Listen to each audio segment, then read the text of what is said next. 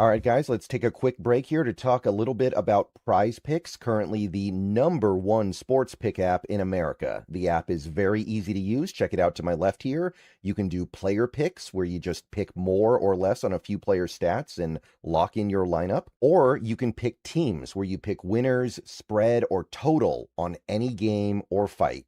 The app is available in most states, including California, Texas, and Florida. Right now, they have a great offer. You can play your first $5 lineup and get $150 in lineups if you win. All you have to do is use code HMA when you sign up. It's a brand new offer, best time possible to get on the app. So get on over there and get to winning that first lineup. So remember, Prize Picks, code HMA. Download the app today, and remember to always gamble responsibly. Hello, everybody. Welcome to the show today. I am Brendan. That over there is Brandon. The Seahawks are 1 week into their preseason. They got 2 weeks to go. We've got a joint practice coming up in the next couple of days here. We've got things happening. Things are going right now in the NFL. We are racing to the start of the season, a season where your team will be defending a Super Bowl title. So how you doing today, Brandon? I'm doing phenomenal, man. As you say, you're always the champions. Every day is a glorious day. Right? Absolutely. And last week has been interesting. Last week has seen a couple of things happen, starting with the somewhat ugly and sloppy preseason game, which I don't think there's going to be a lot to say about that one. A lot of the sloppiness came from players that are not going to be on the team more than another couple of weeks, and in some cases aren't even on the team now. But bit of a messy game.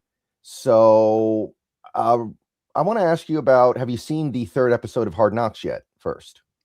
Oh, yeah, absolutely. It's much watched television. Yeah. What'd you think of this one? How'd you feel about what you saw from this? I think in overall, it is a really good episode. Every one of them has had multiple things within the episodes that I've really liked, that I felt like are, you watch this stuff a lot of times, Brendan, and it's just empty paper thin wafer type stuff as far as like real true value in what you're getting. But I find myself over and over again feeling like I'm finding nuggets time and time again of things that do give me true insights about this team, that are just interesting about the team. And so it has made it to me where I think this is one of the better Hard Knocks that I've seen in recent years. Maybe it's because you're covering a good team, but I mean, I think there's some value here that are beyond just the surface. Do you agree? Yeah. There's been stuff in every episode that I think is interesting, and I'm finding it also kind of notable that fans of other teams are commenting about how they're used to Hard Knocks being kind of a clown show where you get to look at a bad team, and they're noticing the difference. There's less drama. Like episode 2, you had like 5 minutes about how much Sam Darnold spins the ball, and some people observed, like, I'll bet they're not able to find drama the way they usually are with these Hard Knocks teams, so they got to come up with a segment like that they normally wouldn't. And this last episode, there were a couple of things that actually kind of stuck with me. The first was Richard Sherman talking about the difference between the LOB Seahawks and the MOB Seahawks, and kind of saying the stuff that I think, already kind of felt. But to hear it from him was kind of confirmation that what we're feeling is accurate. And I thought that was interesting because what he basically said was, this team is more together. This team is a bit more unified. That team was a little bit more splintered, especially as time went by. And he felt like this team, you don't see any of that. And that stood out to me because we think it, but we don't know if it's true or not. But if he's saying it, it's probably true.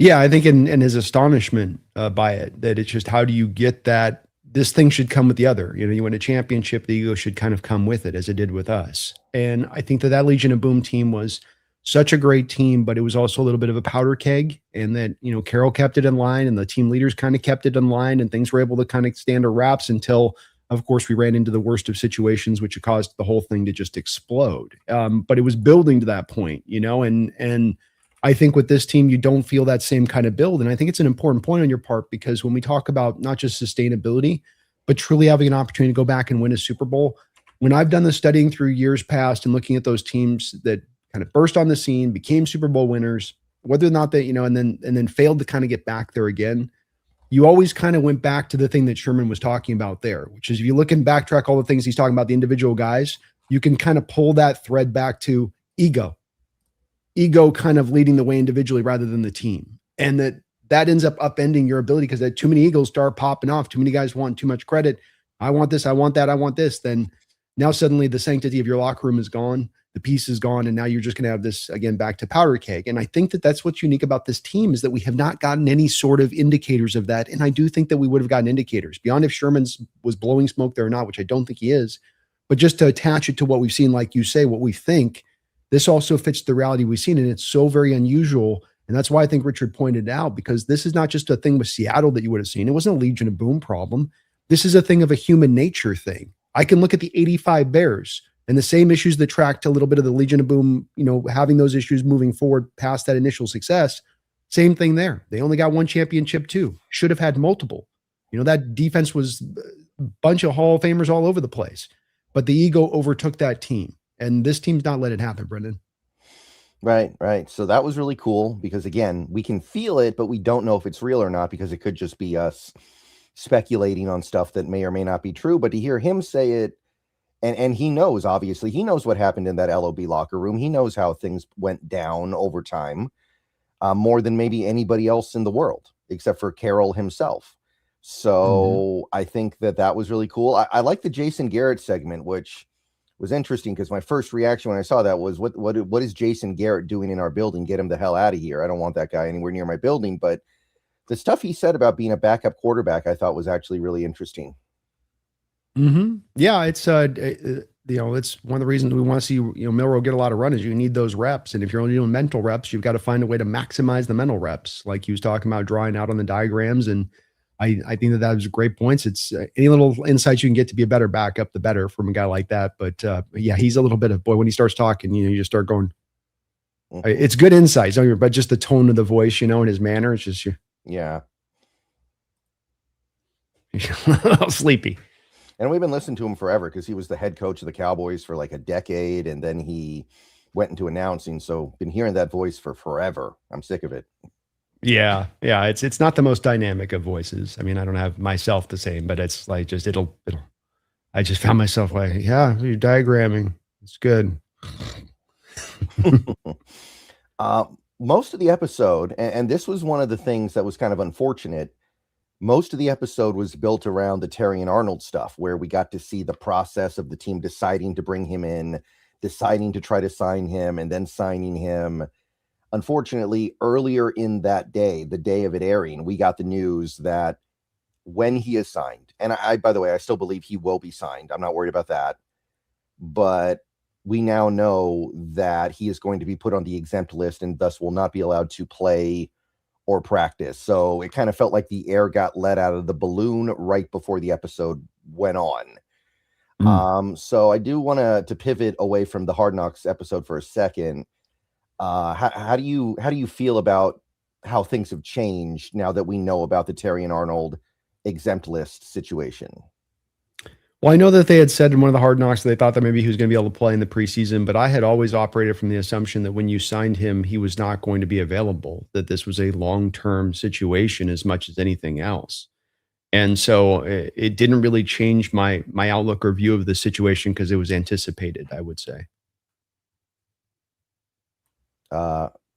Yeah, I agree with that. I was anticipating at least like he would miss the first 6 games because that seems to be the standard in the NFL right now, where when you get into trouble, even if you don't get charged, even if the charges get dropped or whatever, the league will still suspend you typically 6 games. That's what Ezekiel Elliott got back in the day.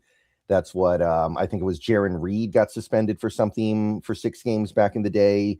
So that's kind of what I was expecting, at least that. Now, the fact that he's being put on the exempt list kind of leaves things very open-ended, so we don't know when we're going to get him. But one thing that I want to say is I think this team likes Josh Jobe a lot. I don't think there was any sense that they were going to bring in Terrion Arnold and he was just going to immediately start over Josh Jobe. He's being brought in to be a backup who could maybe take the starting job down the line because he is more talented than Jobe.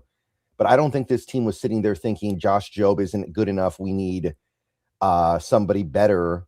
and we thought Terry and Arnold was going to be that guy. I think this team likes Josh Jobe and believes that he's going to be a good number 2 corner.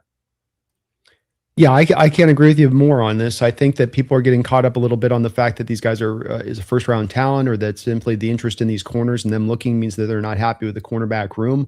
I think it kind of misses the point on this, which is that we've been looking at the back end of rosters for years when it comes to the cornerback position, Brendan. What are we looking at? 6th, 7th rounders, journeymen, undrafted rookie free agents. Is this usually kind of the best case scenario for your 5th, 6th corner on the roster? For the most part, I mean, it's really hard for it to not be. Corners are very coveted. Teams want to have a bunch of good ones. So there aren't enough good corners to go around to fill out your depth chart like that. So let's put it together, man. Let's just put it right down the line on this. That's the current situation of where we land right now with our back end roster depth. I think, like you say, our front line guys are good, but let's also remember what this team and how this team wants to build itself, which is towards the collective. Some teams build to star power. Some teams build to starter power. We build to the collective unit itself. How can we make the collective at its strongest? And if I'm looking at first round options at any given positional group, for a positional group where I'm looking at 6th and 7th rounder and undrafted rookie free agents and journeymen, coming off a year last year where I had to sign Shaquille Griffin off his couch, yeah, I'm kind of thinking maybe there's a way I can really soup this up and upgrade this. Again, last point being, you run as many corners out on the football field more than any team in the NFL with living in nickel and dime. That means you require your corners to eat up as many snaps as any other corners out there, which means they're more in a precarious place to get injured, which means you need more of them, which means you're going to need more quality of them when you have to call upon them. And that's what I think is the heart of this decision.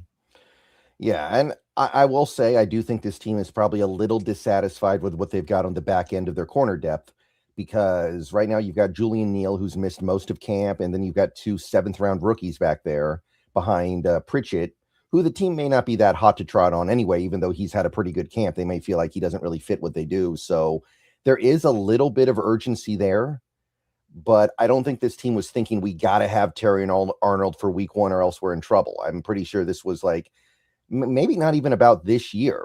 We could be playing the long game here, because the thing is, Terry and Arnold, if he misses some of this season and then comes back for part of it later on, he's restricted next season. So you can keep him for very cheap if you like what you see. And if he gets suspended, and if he misses the whole season, then he's exclusive rights next year, and I believe restricted the following year. So either way, you're getting this guy for 2 years at a very reduced rate. That might be more exciting than anything that he could be doing for this team this season right now. So there are a few different ways this can play out, and I think all of them are good for the Seahawks. All of them involve them getting a really talented player for very little. Yeah, I agree more. I think that's a good point about the fact that if he goes for the full year, you pick up then an extra year of club control, already having that second year as it stands if he just comes back for a couple of games. And this is an investment, and this is what smart teams should do. I mean, the Rams did this with Ty Simpson, right? They could have drafted for depth. They could have done that, but instead they grabbed a pick for the long term. A few teams would find themselves in that kind of position to make those sort of far-reaching, sort of projectable picks in what you're doing, rather than we need this now, help us now. And this is a lot like that in the same vein, in regards to the fact that you're not giving up draft capital and it doesn't cost you any money. And it's like, keep coming back to, it's, what's the downside really here? Other than the people that are getting up in arms with some of the PR stuff, there's no downside to it as far as the team itself, and thus should absolutely be a deal that this team does. There were 7 other teams that were, in on this to potentially do it as well. So, and it's cool he picked here as well. It's another part we're not talking about, but it's like, he's picking coming here. That's the other part of this, is that, he had options. This wasn't like you're the only team offering me a chance. It's worth kind of considering too. Yeah, he could kidnap Byron Murphy. That's the only downside, right? If he does that, that'd be bad. But he's off the team at that point. I'm not guaranteeing his contract. Yeah. So the big news over the last couple of days was with the announcement of Terry and Arnold going on the exempt list. The team pivoted to signing Trayvon Diggs, and he's now in the building. He signed. He had a press conference yesterday talking about how all the Alabama players on this team and in this organization kind of convinced him that this was the place for him to go. So let's talk about that one a little bit because I think that one's a little bit less clear because the fit is a little bit more questionable with Diggs. So I don't know how you feel about it. So let me hear what you got to say first because I didn't check your show last night yet. Yeah, I mean, Trayvon's a guy that we've both been talking about and looked at going back to college. I believe you and I at one point in time were talking about him when he was coming out of the draft. And so we've had a very long look at this guy even before he got into the pros. And he is a guy that is very talented, obviously athletically and, speed wise and just agility. He's got kind of the full meal deal for what you could want on the outside, former receiver convert. Um, the ball skills are there and he can cover. It's some similarities to Woolen in certain respects. He's not as long as Woolen or quite maybe as fast, but might have even more better ball skills than Woolen does. And so he gives you ability to do that. With him, the clear downsides are very clear and they're very certain, and they remain to be seen if he can clean them up. And that is run defense, getting off blocks, tackling, and then getting to gambly. He's a Kenny Rogers cornerback, Brendan, and that he's going to be a gambler. And that's when you're stacking all that together with the fact that you're a little bit of a liability as a run defender and in tackling, it's not really too helpful in getting you rounded out as a player. So, it kind of remains to be seen if he can clean that up. He's coming off also now ACL last year, still wasn't quite back from it, still a little bit in that, rounding out his kind of form, I think, a little bit. Now, maybe a year removed, he can get back to athletically where he was, still only 28 years old. A guy that was a former first round guy that wasn't like it was a huge reach at the time. He was looked at in a lot of ways like Terry Arnold, where there would have been a lot of teams that would have taken him in the first round, but maybe a little bit later. So, very talented guy. But I mean, I think that you are talking about a back end guy on the roster. You're talking about a guy being better than a Dansby, Shamar Charles. That this is what we're really talking about. Julian Love a little bit slow to come back. Julian Neal a little bit slow to come back from his injury. So you're just looking at him as kind of one of the back end guys, and I don't mind it for that. I mean, getting a talent like that on the back end, again, back for cheap isn't bad at all. Yeah. How do you feel about him in zone? Because I think he's the guy who's talked to before about how he feels like there's an adjustment he needs to make when he plays in zone and he's more comfortable in man. So how do you see that fitting in? Well, I think Mike runs a lot of cross-reference stuff. He'll run press to one side of the field and then run off coverage to the other side of the field. I mean, that's what you did with a lot of Woolen, and Woolen would run the press man stuff, and then you'd have Job off coverage zone. So that's the beautiful thing about Mike's system is that it's not rigid and that he can allow for that fluidity to be out there for the personnel he has. And I think something Mike has shown is that he's going to utilize the talent he has rather than force fitting them into the way that he needs the scheme to be run. And so if you get a guy like this on the field, I think you'll find a way to use him in what he does comfortably and best. And that there's room for that in the system to bring some of those man tenants to play. I've kind of wondered a little bit, Brendan, I don't know this for sure, but I do wonder, does McDonald going into year 3 with so much of the defensive roster returning to him multiple years over, hence he feels really comfortable about really unloading the full totality of the playbook. And with that, a lot more of the blitzing, a lot more of the we're going to really take it to you. And then on the back of that, on the back end would be a little bit more of the man-based coverage stuff if you're going to do that. I just didn't, I wonder if he is. Yeah, because that is one thing that I was thinking about, because the thing with Terry and Arnold is that he's a zone corner. I believe that he was put on this earth to play zone. It makes sense with McDonald. With Diggs, I kind of feel more like, I feel like Dan Quinn got the most out of him in Dallas when he was playing a lot of man. So I wonder about that, but I don't think okay. One thing I'll say is that we run a lot of man match concepts, which is first zone to man coverage. And so that's another way to kind of broach, sorry to interrupt you, but that's another way to kind of broach this is you are running some of that concept. It's kind of a half and half. It's just essentially stay on top, make sure you're clear up top. Once you've determined you're not clear, once you're clear up top and he's not trying to run a go route, eat everything up underneath when he tries to bust that route off. And so that then does allow a guy to do a little bit more of that. Yeah. And unlike Arnold, who may be here for the long term, I don't think Diggs is here as a long-term solution. I think he's here to hold the fort down in the depth room at cornerback while you're hoping you get Arnold back or you're hoping somebody else steps forward, like a Julian Neal. And by the way, I still have high hopes for Julian Neal down the line, but with him missing almost all of training camp, it is very unlikely that he'll be ready to make a positive impact early in the season. It kind of reminds me of Rashad Penny. Rashad Penny got hurt and missed all of his rookie training camp, basically, and he wasn't ready to play until like late November, I think Yeah. it was, because you need that time. You need that opportunity to kind of acclimate yourself to the NFL. And right now, Julian Neal's not getting it because he's been out for close to 3 weeks, I think. Yeah, I think it's a place where they're probably getting on the line of a little bit of, do we maybe just stash out Neal at that point and roll with it? I think they'll be hesitant to pull that, but that's probably a little bit on the table a little bit because he, like to your point, I think it is. When you're the rookie like that in this system, what this system like we just talked about, a lot of man zone, man match, your off coverage press.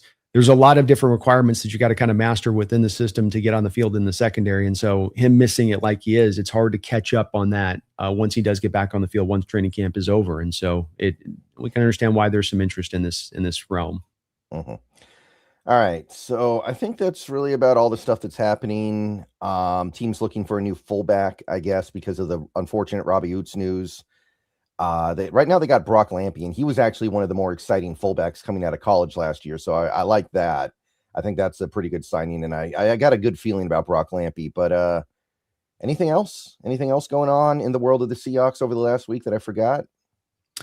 I think if we could just take a second and talk about the contracts with Devin Witherspoon, and I talked about on the show yesterday, but I just wanted to think it's worth mentioning one more time that the 2 contract extensions spun by Devin Witherspoon and Jackson Smith-Njigba, 2 guys that might be on a Hall of Fame trajectory. We now have them under a 6-year contract. We have the numbers massaged out to the nth degree. Both of them will be under 5% for the next couple of years on the cap hit. And even once they get over 5%, then into year 3, the cap will have gone up by that much, meaning that my prediction on this will be that the first 3 years of these contract extensions will not see either of these guys climb above 5%. And that's for all pros in their prime that just got paid. So these deals are phenomenal. Derek Hall took seemingly a little bit less. Abraham Lucas, you got him in on a deal. You put all these deals together when you start stacking them one after another, and you're saving money. And now you've got a chunk of change that you can go out there and really go do some damage with. And John has set the stage. Yeah. I was looking at the Devin Witherspoon deal, and OTC and Spotrac both have the same data now, by the way. So I'm inclined to believe that their data is correct, because if it was just one of them, then I'd say maybe they got those numbers wrong, but it's both of them. Very, very favorable. Like the dead money becomes manageable within a couple of years based on the data that they have. And if that is indeed the case, and right now I assume that it is, then you have maintained a lot of flexibility here. And there's no point in the Devin Witherspoon contract in particular, because that's the one I was just looking at, where the cap hit becomes oppressive to the point where you're not going to be able to take it. There's no cap hit anywhere in that contract that makes you go, oh, well, we're going to have to trade that guy or cut that guy or extend that guy, and we're not going to have a choice. No, you've got choices running all the way through that deal, I feel like. So really good setup. Well, John's track record is this too, Brendan. You noticed it, in that so many teams put this sort of cliff that they're going to have to jump off of in the contract in order to manage the numbers around for the player and get him paid. What Seattle does is that they've done this in the past. And remember this, that how often do we really come back and cut guys due to financial this, or a lot of guys finish out their contract with us. A lot of guys get to the end of the deal, and the deal they signed where it was an extension. And it's because the numbers are never put in a precarious place where you're like, well, we have to do something here. You can just let the thing ride all the way out through as you're going through the process, because you never made it unmanageable. Right. And the fact that it is a 4-year extension on top of the 2 years that's left. I think about what the salary cap's going to do over the next 6 years. It's going to launch into the stratosphere. There will probably come a time over the next 6 years where both players end up feeling like they're underpaid. And they may be correct about that because of the way the cap keeps going up and the way players keep getting paid more and more and more. And the team's going to be in a really favorable situation as to how to deal with that. So there's a lot of good stuff to say about both those contracts. You're right, the JSN one as well. Derek Hall probably would have cost a lot more in a year if we had tried to get him then. Probably would have been way more expensive. And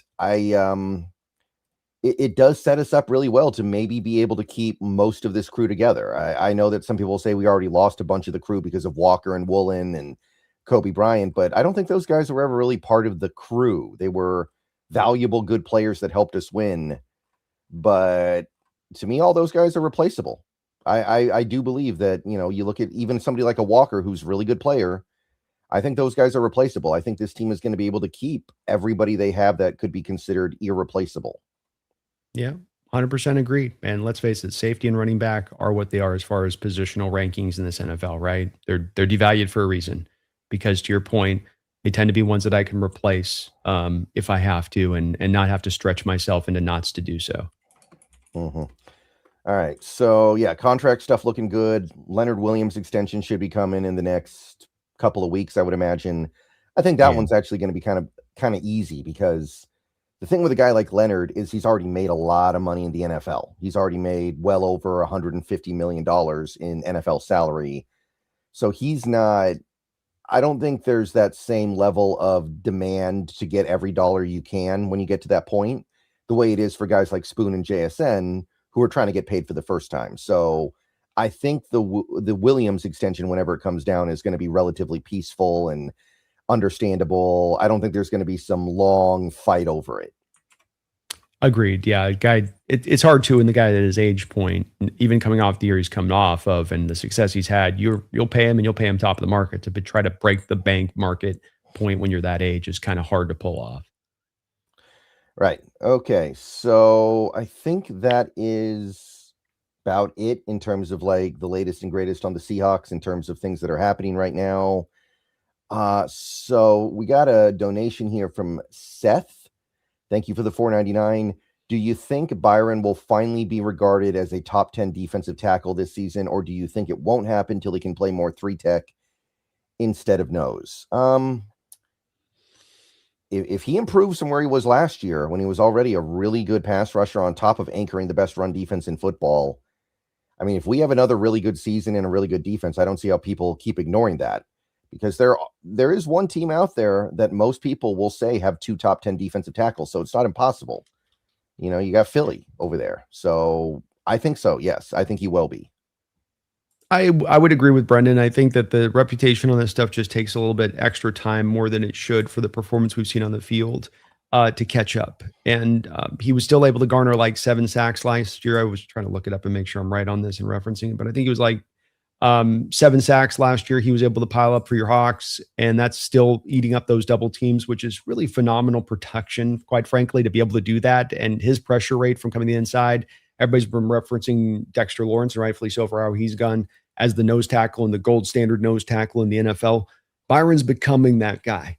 He is now going to start to ascend as that gold standard, in my opinion. And to be able to do not only dominant run defense, but also to be a good rushing of the passer. To your point, though, Seth, I don't think we're going to get the best sparkle from Byron until the day he's transitioning to 75% of the time playing in the 3-tech versus 75% of the time upwards he's playing right now at the nose tackle position. And I think that until we get to that spot, there's no need to rush it when you're having the success we have both individually and as a team.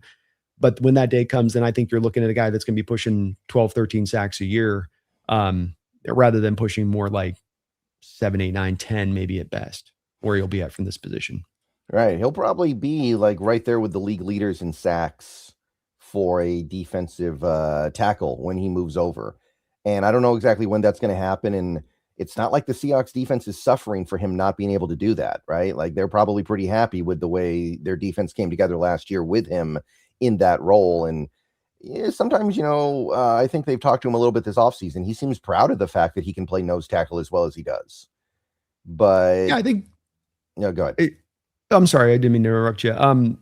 I think when he knows that this team's going to pay their guys, is the nice part about paying guys too. Is you're like, how are they going to know what my value is when I come up to be paid, and they're going to try to stretch me out? And it's like, no, we'll know your value. We'll pay you. We'll give you the Jalen Carter contract that was thrown out just a couple of weeks ago, right? So I think he's seeing the big picture. And again, doesn't it help, Brendan, when you go, hey, off you being the good soldier, we won a Super Bowl.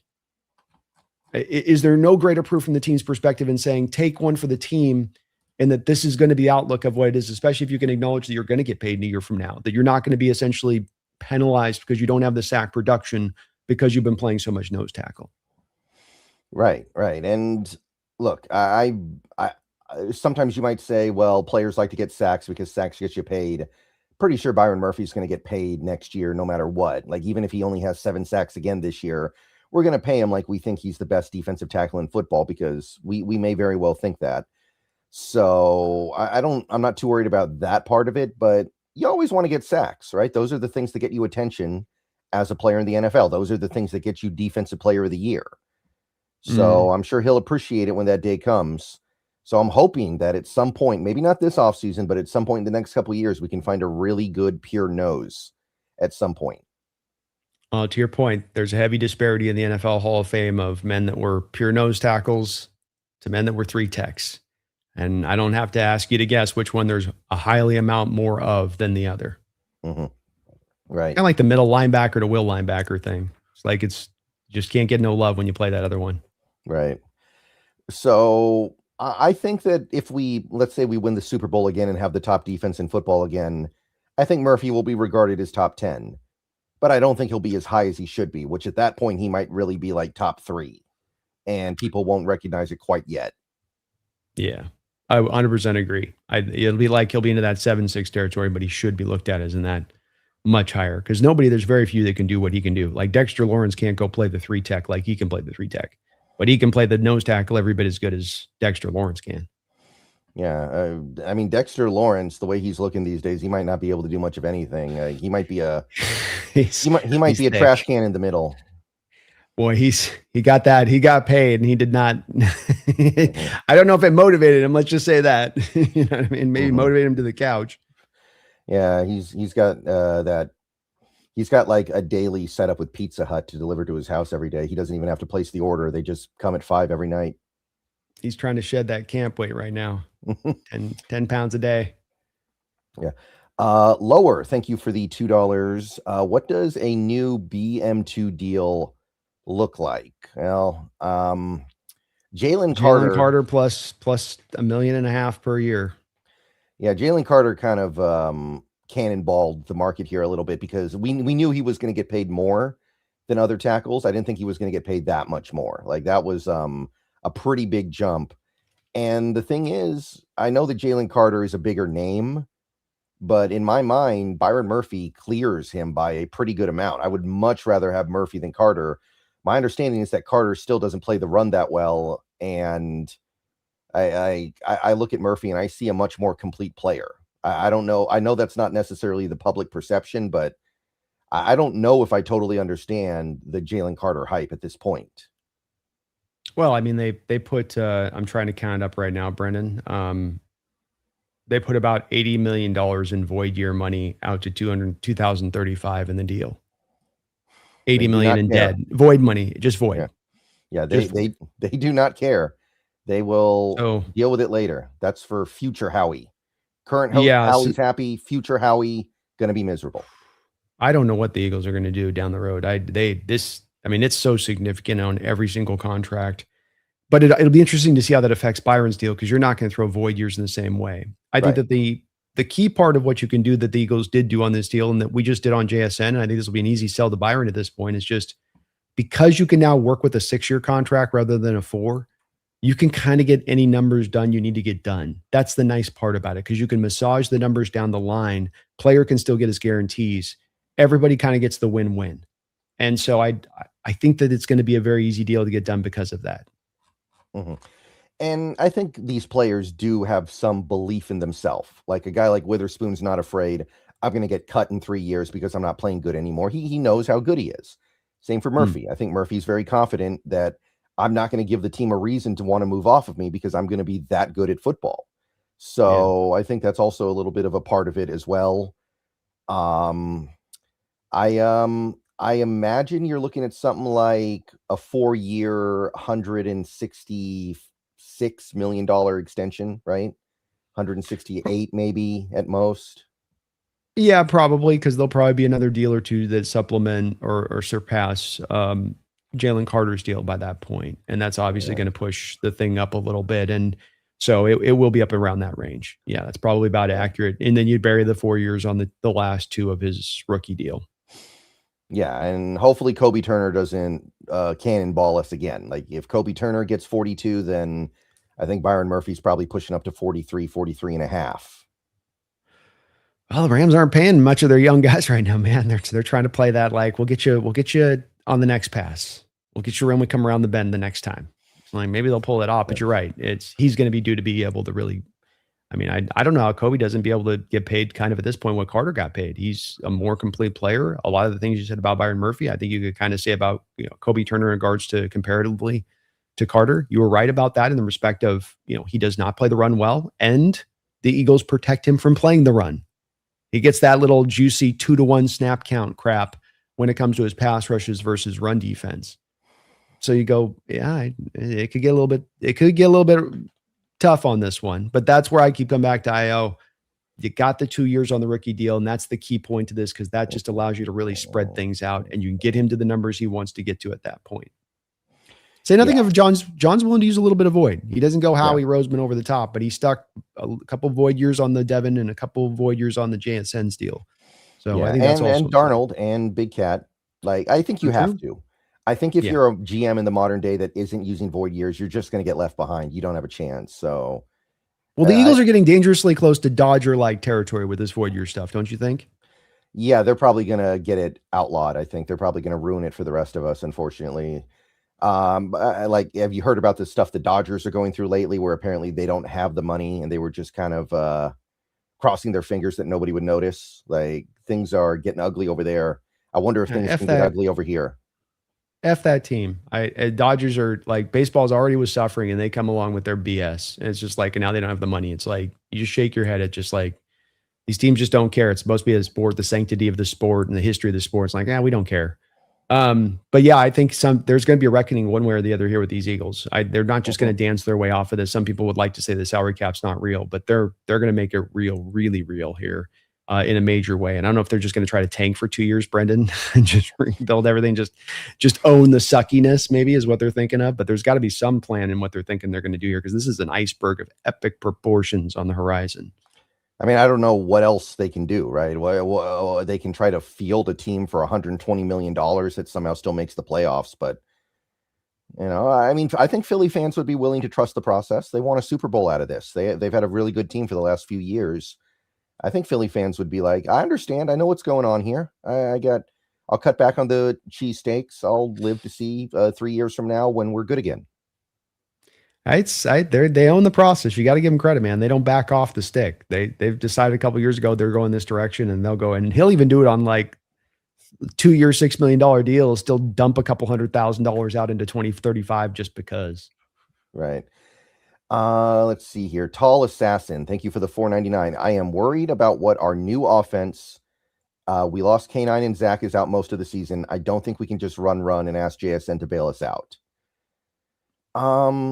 Well, I think that this team is counting on a couple things here. For one, last year, as much as the Seahawks had two really good running backs in K9 and Zach, they didn't run the ball very well because teams stacked the box and they had an offensive line that was a work in progress. This year, the offensive line is not a work in progress. It's the same 5 starters from last year, and teams won't be able to stack the box as much because of the presence of a guy like Rashid Shaheed. And maybe even you could throw in other players like Arroyo. You could throw in other players like a Horton in there as well, having him for the whole season, hopefully. So they're hoping that even though there's a downgrade in the level of talent in the backfield, which I absolutely believe that there is, I think that there is a belief that the running game will not get worse and may even get better. Yeah, I think I would agree with everything you said. I think rushing game success, Tallahassee, to me, does not come down to running back talent. It comes down to about 6 or 7 other things. And if you can take care of those 6 or 7 other things, then you can have running game success. To Brendan's point, you did not have those things fully synced up or stitched up through a lot of the first part of the year. There were some reasons for that, onboarding the new system. Brendan touched upon it as well. Every team through the first half of the schedule blitzed the piss out of us and played man coverage on the outside. And that gave you one-on-one opportunities with Jackson Smith. So it wasn't just simply you were having Jackson say, bail us out. It was that because defenses were stacking the box and blitzing the condensed splits, that was leaving Jackson one-on-one opportunities, and he's going to win every single time when he gets those opportunities. Then teams like Brendan said adjusted. You brought Shaheed in. They went to the cover 2 shell more often. They stopped going man. They stopped blitzing us. And then you were able to find running game success. And sometimes it can just be that simple. They put bodies in the box. You beat them over the top. They back off over the top. You beat them in the box. That's football. And that's really what you saw last year from this team and how they played it. And they can absolutely replicate that again absent of whoever is in the backfield rushing the rock, because again, they're taking care of all of those parameters. Good offensive line talent, cohesion on the offensive line, skill position players that are a threat, that challenge the defense, that make them pay attention to those positions, good tight end play, good blocking at the tight end, capable quarterback play, a defense that's not going to live on the football field nor give up constant points so that you can stay committed to running the ball. These are the things that drive rushing game success. It keeps coming back at times to this running back being the as I say, like the superhero, and that's not the truth of it. We've seen it proven out here over the years. It's been proven across the sport multiple times over. You've got to have all of those other things taken care of, and then you'll have the running game success. So we'll see if I'm wrong on this, but my bold prediction is to, like Brendan, you'll find actual better efficiency this year because all of those parameters are being brought into place when they weren't last year. Right. And it's easy to forget this now because things got better at the end of the year in the postseason.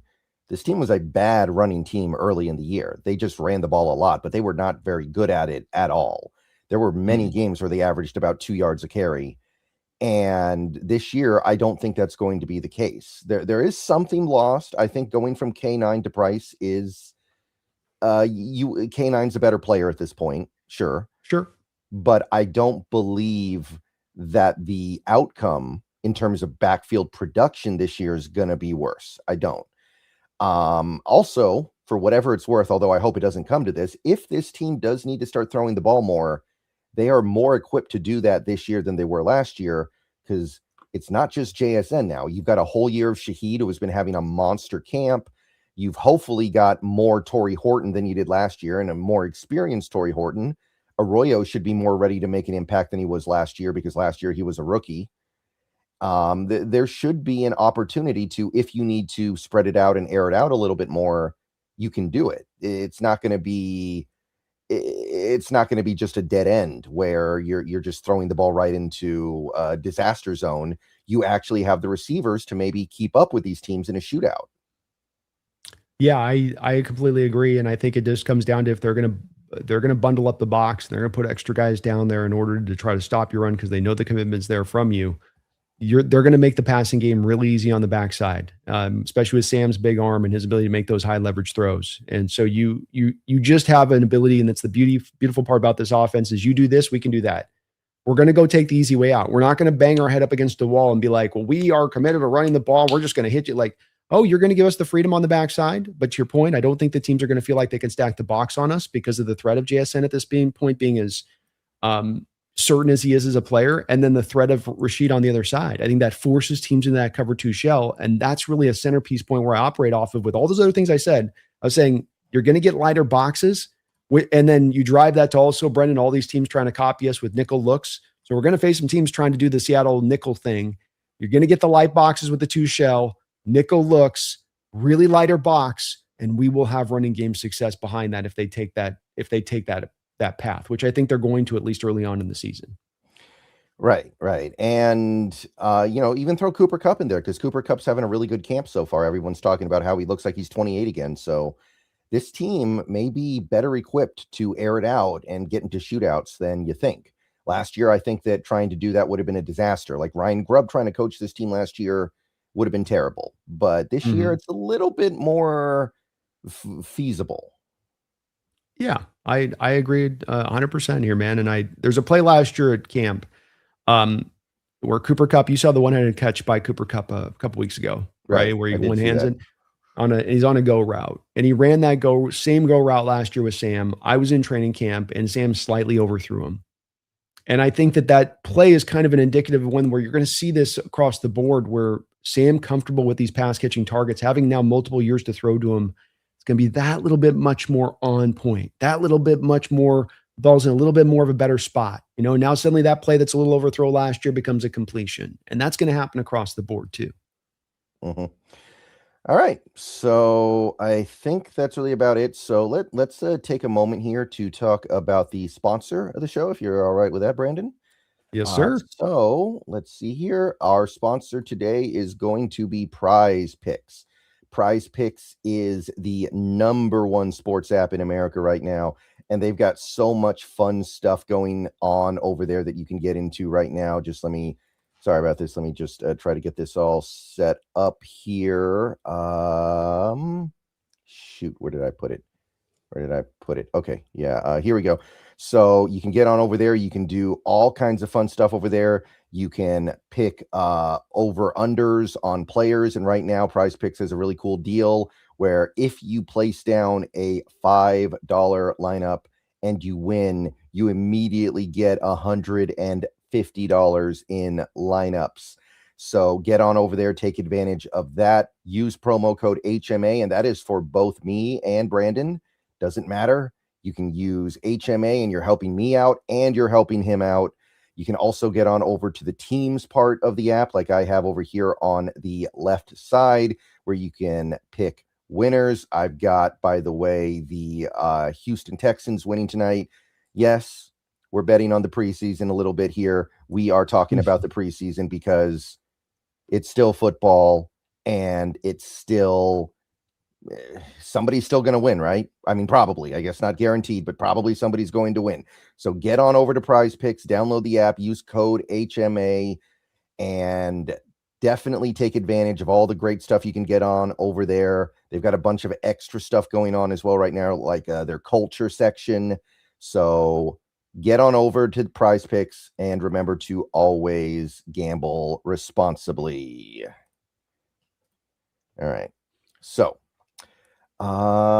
let's talk a little bit about this upcoming Titans. Well, first the joint practice, what we can expect from that, and then the game itself on Sunday. So what do you think? Yeah, I think with joint practice, it's just that's your chance to really get the true run for the ones that they used to have. I think you do I think it was third preseason game. I think you used to have when there was four of them, you'd have your starters out there for maybe a half or really run them. This is what that sort of has taken the place of. And so they're going to get their run, and we're all going to be holding our breath collectively, Brendan, because you see some of these inter-squad practices. I think they're a necessity. I do. You got to run them. And it feels like the Titans have run damn near like 7 of them. I mean, they're really going overdrive there with Saleh. But you need it.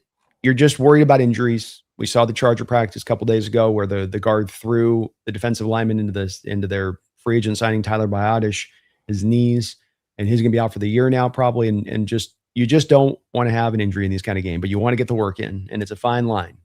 So hopefully they do. I'm going to be watching and hitting refresh on X all day tomorrow. Just like, no injury, please. But hopefully they get in some good work. It was helpful last year. Right. And I think the Titans are a team that we've done a joint practice with before. I think 2 years ago, I remember the clip of, I think it was Jeffrey Simmons throwing Laken Tomlinson around all day. So I think they were a team that we joint practiced with fairly recently.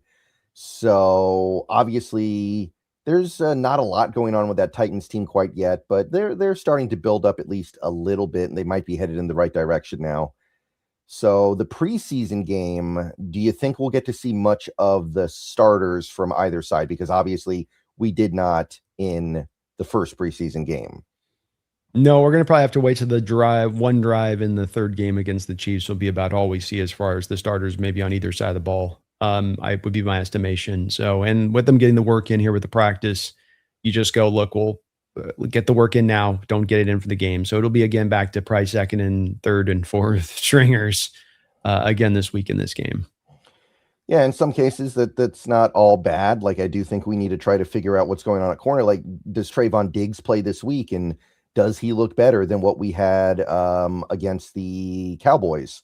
Because that was one of the big weaknesses in that game, I think, and I'm sure the coaches noticed. Cowboys were like 11 of 14 or 11 of 15 on third down. Big reason why is our corners weren't playing well, and we couldn't get any pass rush on the quarterbacks. So I imagine that seeing that in a preseason game is probably a little bit more important than seeing the starters that we know what they can do. We know that they can play. We know what they're capable of. So I'm not against it. But do you think we see Trayvon this week? No, I think you get him. I mean, he hasn't had any training camp. He's not done barely any practice. I think you're rolling the dice on creating an injury there with a guy that's just not prepared. I think next week you probably give him a little bit of run that final preseason game, a good amount. But I think this week you're just wanting to get him to speed. Yeah. I think that makes a good amount of sense. Hopefully we can get some of these rookies out there like Jadarian Price, who's practicing in full now for the last couple of days. That's a big one. Julian Neal, I'd love to see him out there, but I haven't heard much from him over the last couple of days, so I'm guessing not. So, how about the offensive line? Like, we're trying to sort out some stuff on that offensive line. What are you keeping an eye on that front? Well, I think that there's two main guys that have got my eye right now. There's obviously a little bit of you're going to look and watch Frederico Menages or see if this team puts any bit of Richmond in at center, because there's a couple teams now that are going to be center hungry in this league a little bit, and that the Olatimi factor and him being a possibility of somebody that the team kind of has a, we'll give you the 5th or 6th round pick for him, and then Seattle's got the fill in already in house. But do we have the fill in house? And Richmond and Frederico, because Olatimi holds up to a certain standard. I know what I'm getting in him. I may not get like flashy play, but I'm getting a good baseline. So watching them for sure. But then the two guys to his left and right. I mean, Christian Haynes, I don't know if you saw the one bad snap he had, which was just wild. It was a Bradford snap, where he's completely loses the blitzer and then comes back, and then Bali whops him halfway into the play because he's partly frustrated because he missed the blitzer. Luckily, Holani picked him up. But then there was some really good snaps in there with Haynes in that game, I thought, where second level stuff, good and pass pro. I saw some steps forward from him as a player in that game, and the rating seemed to indicate that from PFF as well. And then Bo Stevens. Bo Stevens is a guy that's not necessarily had a startling camp where everybody was wondering if he could overtake Bradford as a starter. He's not going to. He's not ready. But boy, I thought he had some really good run blocking reps. He was getting some pancakes out there, some legitimate ones, and getting pancakes, Brendan, where it wasn't that the guy was heads up. Like, he'd have to get over there and climb down to that block, hit that reach block down, not even further than a reach block. The guy's a whole nother gap away, and he's got to get over there, get him controlled, and then dusted him up. Had a couple of those reps that was very impressive. He's a work in progress when it comes to pass pro, but I liked what I saw from Bo. I'm going to be watching those guys in particular here on that line. Yeah, I really like the point you made about the Oluwatimi, the possibility of maybe trading him.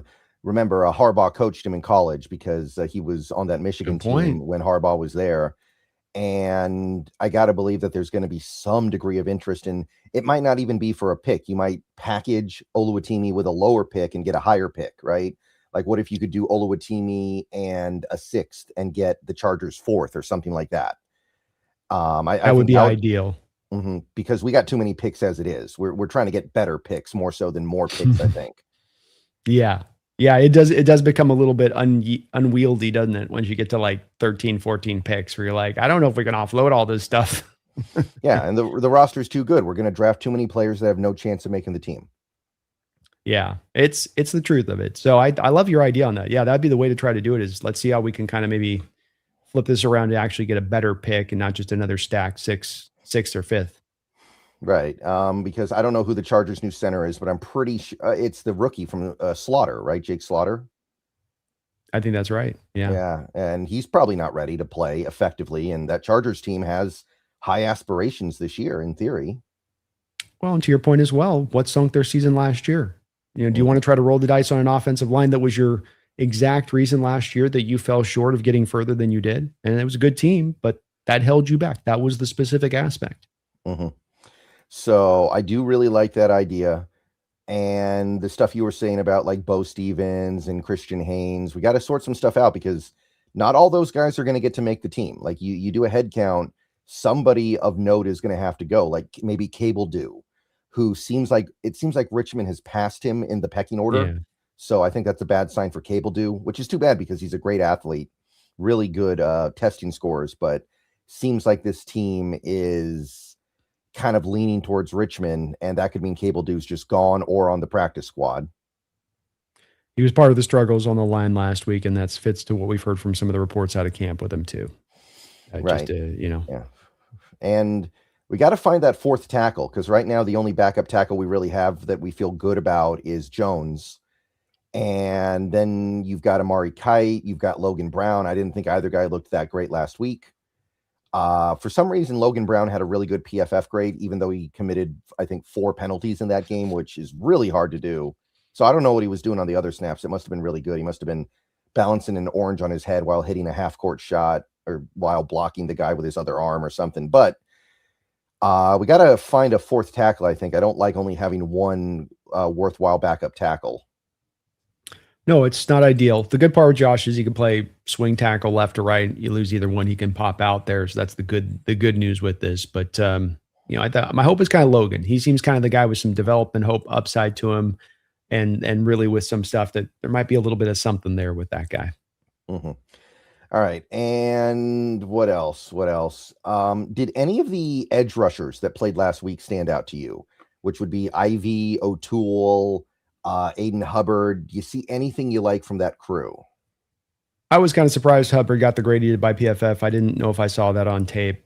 The performance that they had, not that they had him like in the 70s, and I just didn't see he was there. Jalen Gaines had a couple moments there where he popped and gave you some quick pressure, but I think it was pretty stunning and startling how little you got from anybody throughout the course of almost the entirety of this game as far as any kind of pass rush. It's one of the reasons that they were so successful in throwing the ball is that they had all day to throw the ball in clean pockets.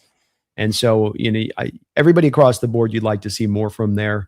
We've been wondering about maybe the need for a fifth edge. I will say that I thought Jared Ivey and Mike Morris looked active. I mean, in Ivey, your heart goes out to the guy because he's got the club on his hand. It's restricting him, but he's actually playing with a lot of fire and heart out there. It stood out because we had a defense that was not playing with a lot of fire and heart. Like Mike said in the Hard Knocks, we're missing the juice. There wasn't a lot of juice out there. I felt like Ivey brings the juice. I like that about that. But not a lot else there, man. There was very little meat on that bone to look at, and I'm hoping these guys can give us some more this week. Because if not, John's going to get impelled and feel like he's got to probably go get another edge at that point to reinforce a very vet-heavy crew. Yeah, I still have my mind on the idea of having a fifth edge that can at least play a little bit. And based on what I saw last week, I don't know if we have that guy on the roster right now. Like I know you said Mike Morris, and Morris did play good. You're right, but Mike Morris is over 300 pounds. I don't know how viable that is in this defense. I don't know exactly how to feel about that. So, I mean, at this point, if you want to sign an edge, your only real option is, I feel like you've got Kyle Van Noy, who has played under McDonald before and played well. So, okay. You got Hassan Reddick. And then it gets thin. You've got, like, what's the guy who was on the Falcons last year? Former top 10 he's pick. the journeyman. Yeah, he's been around the Leonard league Leonard Floyd. Yeah, Leonard Floyd.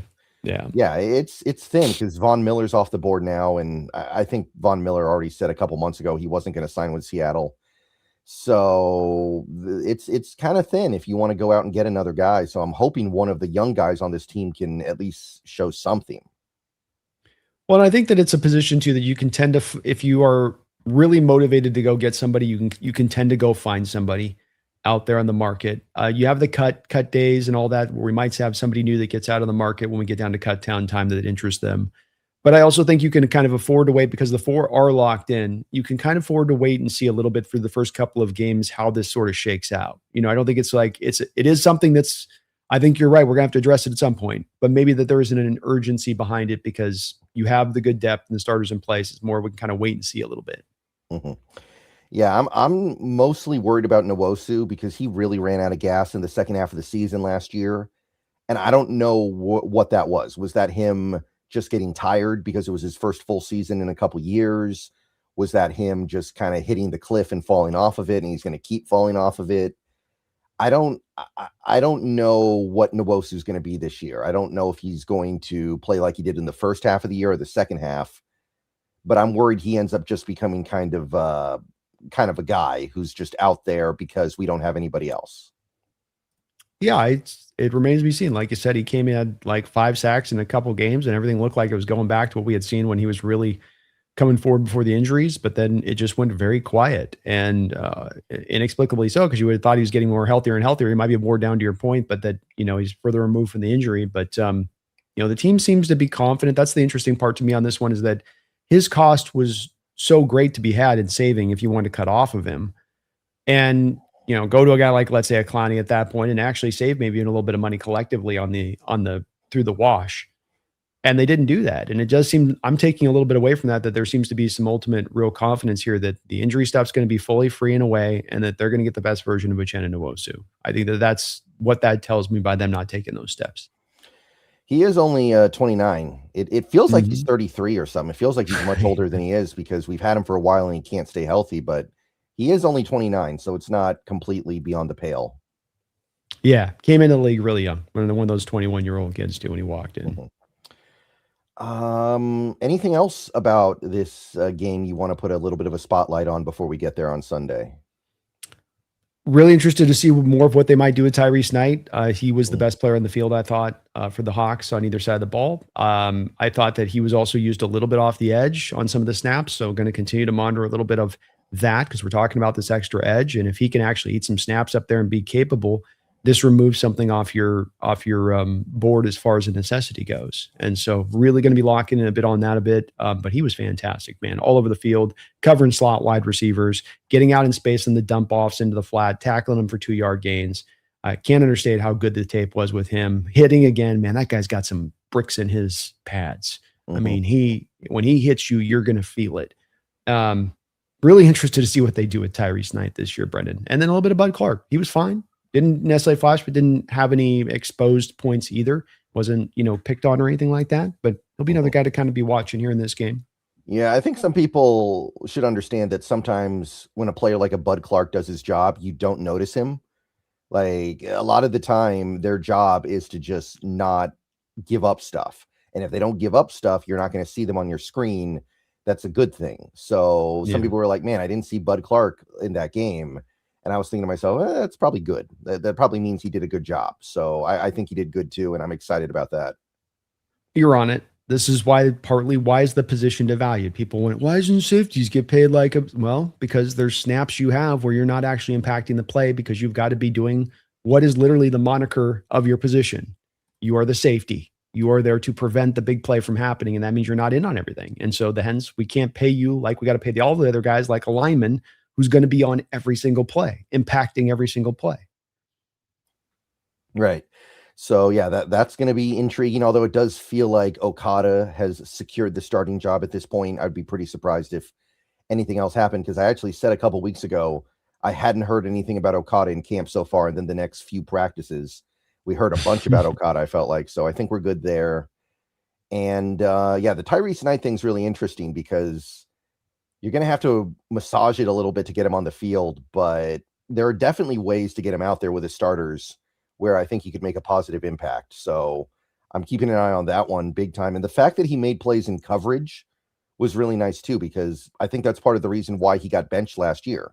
He was a huge liability in coverage, and eventually it didn't make up for everything else. But it also is where we go back to his rookie year. He was not a liability in coverage. He was covering Marvin Harrison Jr. out of the slot. He was covering Michael Wilson out of the slot and winning those battles. So it's also like last year, remember that he had the injuries, heart, and I believe knee at the same time through the offseason, and it wasn't really in the right place at that point. A guy that on 300 snaps last year was your highest rated off-ball linebacker. He outpaced Drake. He outpaced Ernest Jones. And that's 300 snaps. That's not just 75 snaps peppered through on a 17-game schedule. That's 300 snaps.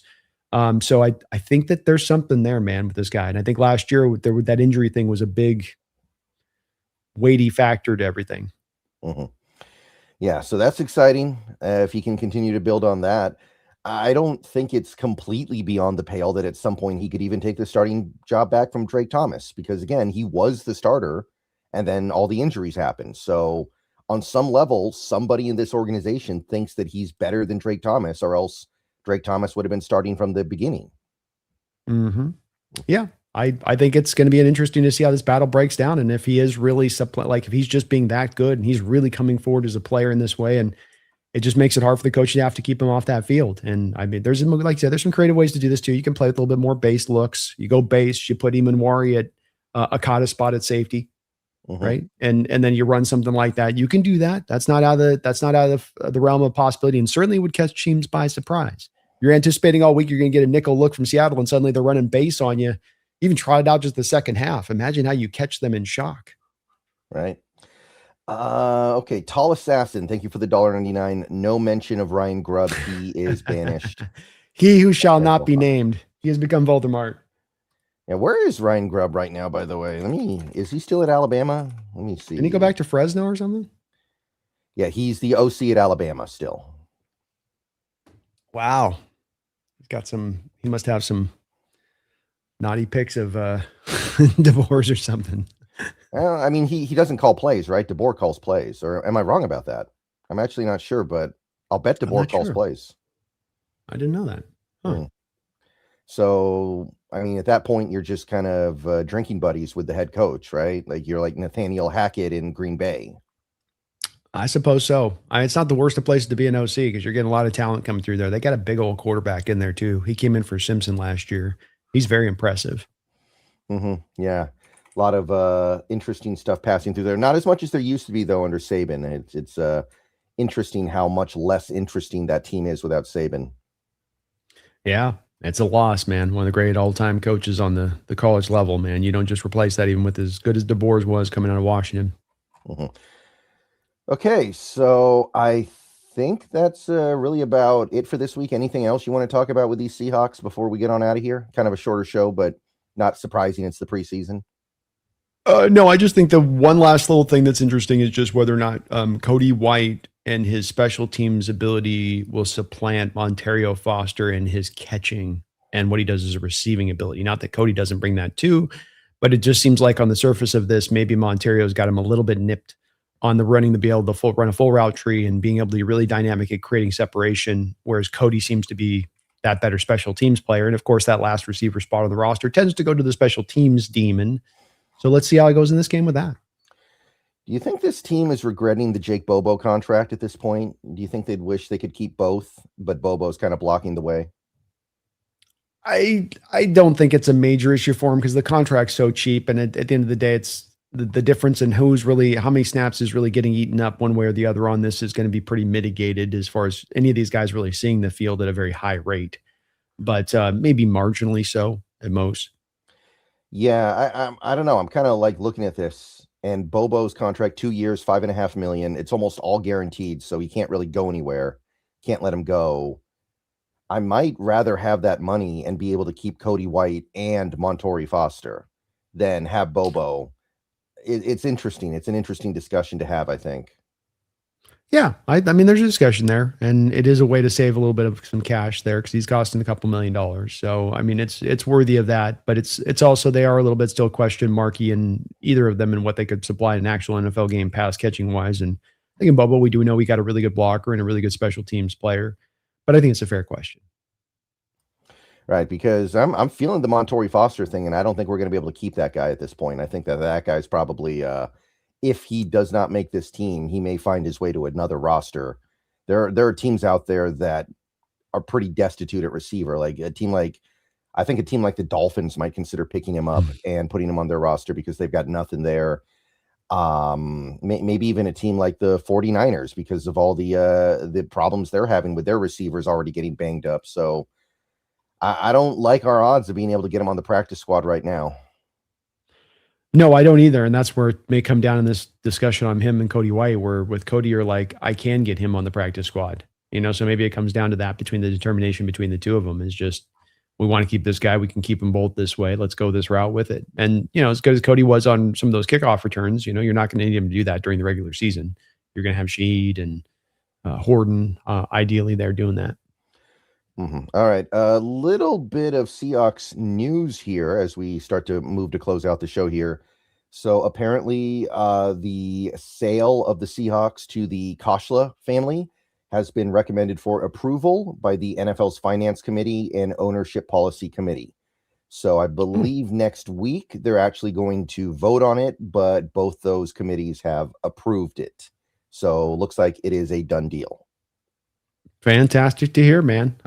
Just good to hear no trip ups or anything with that. And it's going to get its rubber stamp on through and we'll be under new ownership in a new era.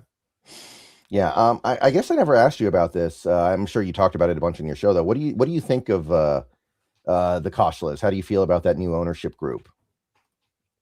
I think with ownership, I've been taught over my lifetime, you never know what you're actually going to get until the ink is dried on the sale of the contract of the team. And now we'll see what we get. And you hope, and you can look at it ideally and be like, well, the way this guy operates, it should be this way and it should be that way. And sometimes it does fit that way where my impression is they're going to stay out of the way. They're going to let these guys do what they're doing and understand that there's been a tremendous amount of success here and that there's not a need for them to come in as owners and make a lot of upending decisions. But with that said, you don't ever know. And we've had a lot of owners that have come in that are billionaires, that are smart men in how they run their businesses. And they come in and they do some weird, wonky stuff with teams. I don't think that'll be the case here. I think Jody's has done her due diligence in this situation to make sure that they got the right, replacements here. Everything we're hearing from them on the surface seems to be great. They're going to have the financial ability to do the things we want to be doing or that we've done in the past and keeping to that standard. You can see it with the new contract we just signed. Certainly, you're going to be with this Devin Witherspoon contract and making him the biggest, highest paid player at his position in the sport. You're going to want the new owners to be in on that and want their feedback. So I don't know. It's a bit of a mystery to me, but I am going to just kind of fall back to trusting in Jody a little bit on this one, just because she guided this so well after Paul. And I just keep coming back to Brendan. I don't think you take this 30-year experience of the Allens and what they've done with this team and its impact on Seattle and creating and establishing this winner, only to just throw it off the end, throw it into a, basically a trash heap at this point with the next owner. Like, you don't care suddenly. I just don't see it. I think you're going to keep that baton and you're going to hand it over to Coach Liz and they'll keep this thing going.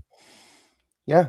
I'm getting a good vibe from it so far. I am definitely getting a good sense of it, but I think you made a really good point when you said there's no way for us to know how it's going to go until it starts going.